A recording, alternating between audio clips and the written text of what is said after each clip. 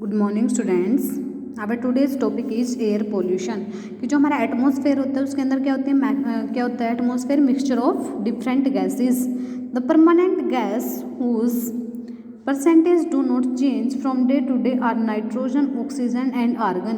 कि हमारे सिर्फ तीन ही गैसेज ऐसी हैं, कौन कौन सी? नाइट्रोजन, ऑक्सीजन एंड आर्गन, जिनकी जो परसेंटेज है कभी भी चेंज नहीं होती।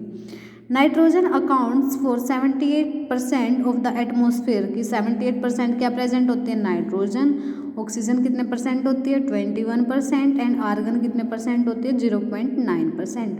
Gases such as carbon dioxide, nitrous oxide and methane and ozone are trace gases. कि बाकी सारी हमारी कौन सी गैसेज होती है? ट्रेस यानी कि ये सिर्फ कितने मतलब बहुत ही लेस अमाउंट में प्रेजेंट होती है अर्थ पे। ठीक है, लेस देन 1% प्रेजेंट होती है सारी गैसेज मिक्स करके। कितनी? सिर्फ लेस देन 1% क्या होती है? प्रेजेंट होती है। ठीक है। Water vapour concentration varies from 0 to 4% of the atmosphere depending on time and location. ये जो वाटर वेपर की कंसंट्रेशन है वो वेरी करती है कहाँ से? 0 to 4% of atmosphere depending on time and location. ठीक है, कि कहीं पे क्या होता है वाटर वेपर्स ज़्यादा होते हैं, कहीं पे कम होते हैं, तो वो किस पे डिपेंड होती है? वो एटमॉस्फेयर पे। ठीक है। Human activities and rapid industrialization are responsible for the release of harmful and undesirable substances into the air. कि ह्यूमन एक्टिविटीज़ की वजह से या फिर जो हमारी रैपिड इंडस्ट्रियलाइजेशन यानी जो इंडस्ट्रीज़ की जो पॉपुलेशन है वो डे बाई डे इंक्रीज हो रही है, तो वो किसके लिए रिस्पॉन्सिबल है? Release of harmful and undesirable substances into air. Presence of unwanted particles, gases and biological molecules that makes our air unfit for breathing is called air pollution। यानी जो harmful substances, ठीक है, unwanted particles जो हमें नहीं चाहिए, ऐसे particles present होते हैं एयर के अंदर, ठीक है, तो उसको हम क्या बोलते हैं? एयर पोल्यूशन, जो हमारे लिए मतलब ब्रीथिंग के लिए फिट नहीं है। ठीक है। Such harmful and undesirable substances are called pollutants. कि जो हार्मफुल और अनडिजायरेबल सब्सटेंसेज प्रेजेंट होते हैं उनको हम क्या बोलते हैं? पोल्यूटेंट्स। नेक्स्ट है देखो कि कॉमन एयर पोल्यूटेंट्स कौन कौन से मिलते हैं। कि पोल्यूटेंट्स कौन कौन से हमारे 6 टाइप्स के होते हैं। ठीक है। फर्स्ट देखो carbon monoxide. The greatest source of carbon monoxide is the incomplete combustion of fuels. कि क्या होता है? Incomplete combustion of fuels. देखो एक कंप्लीट कंबशन होता है, एक इनकम्प्लीट कंबशन होता है। लेसन 5 में हमने स्टडी किया था कि इनकम्प्लीट कंबशन से कौन सी गैस प्रोड्यूस होती है? Carbon monoxide. लेकिन जब कंप्लीट कंबशन हो जाता है तो कौन सी प्रोड्यूस होती है? Carbon dioxide.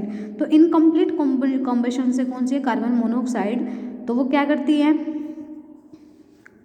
Burning of wood, coal and kerosene and usage of gas space heaters and gas stoves also release carbon monoxide। ये सारी गैसेज हमारी कहाँ कहाँ से रिलीज होते हैं वो स्टडी करना है आपको। ठीक है। नेक्स्ट आपका लेड भी क्या है? एक मतलब एयर पोल्यूटेंट है। Sources of lead are ores and metal processing units, vehicles using leaded fuel and leaded acid battery.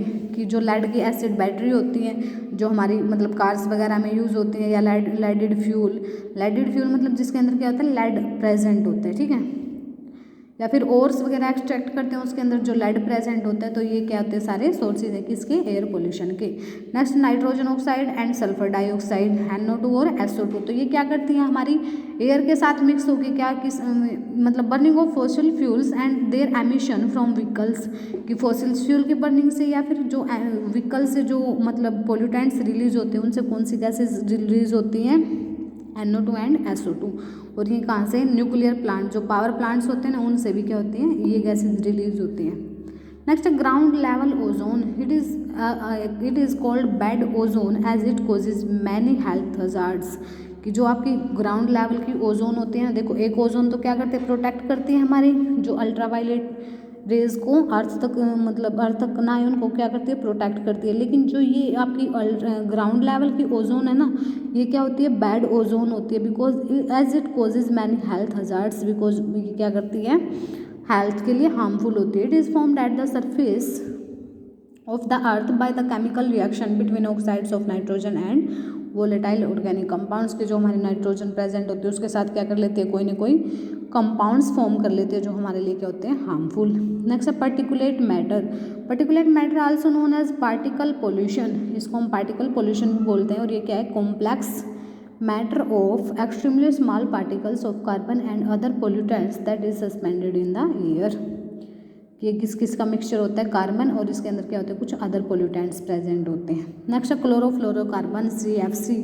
ये क्या होता है, ozone in the stratosphere is called good ozone, कि जो स्ट्रेटोस्फेयर में हमारी ओजोन होती है वो क्या होती है, गुड ओजोन होती है, अच्छी होती है हमारे लिए। It protects us from ultraviolet rays from the sun, ठीक है। These UV rays are very bad for living organism, living beings and can cause cancer and kill life on earth।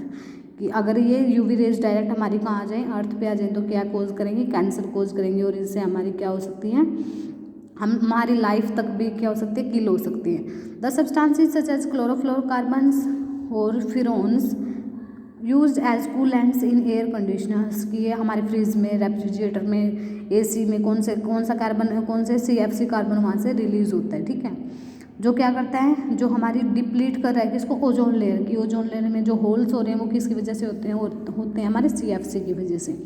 As a result only thin layer of ozone is left in the stratosphere, जिसकी वजह से सिर्फ ozone में क्या रहेगी, thin layer रहेगी।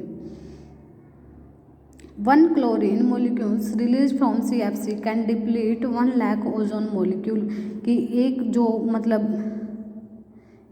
Chlorofluorocarbon के 1 lakh molecules क्या, sorry CFC can deplete 1 lakh ozone molecules, कि एक क्लोरीन अगर मोलिक्यूल रिलीज हो रहा है, ठीक है, CFC से, तो वो क्या कर रहे हैं, बहुत सारे क्या कर रहा है, ओजोन मोलिक्यूल्स को क्या कर रहे हैं, हार्म कर रहा है, डिस्ट्रॉय कर रहा है। This has caused an ozone layer, ozone hole even over the south pole, इसी की वजह से साउथ पोल में क्या हुआ है, ओजोन होल हुआ है हमारा। Why south pole is it is because of the presence of polar stratospheric clouds and sunlight which enhance the reaction.